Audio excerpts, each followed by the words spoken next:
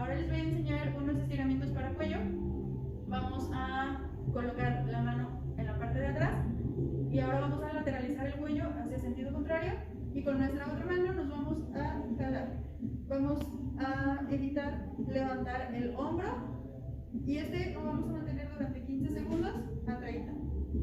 Después de esos 15 segundos, ahora rotamos y vamos hacia abajo. Con la mano igual nos ayudamos para aumentar el rango y ser un poquito más hacia abajo. Y regresamos. Lo mismo se repite en el otro brazo y ahora vamos a flexionar el cuello con espalda recta y con ambas manos vamos a jalar hacia abajo. Igual lo vamos a mantener de 15 a 30 segundos. Ahora los estiramientos para la parte de adelante del cuello. Vamos a girar cabeza y la vamos a llevar hacia atrás y con ayuda de nuestra mano vamos a jalar un poquito más hacia atrás.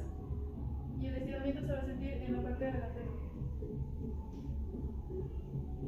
Soltamos, regresamos y igual lo vamos a mantener durante 30 a 15 segundos. Le voy a explicar estiramientos para el músculo macetero.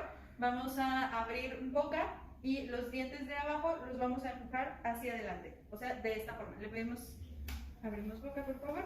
Y los dientes de abajo los vas a aventar hacia adelante. Y ahí lo vamos a mantener de 15 a 30 segundos. Regresamos mandíbula y cerramos.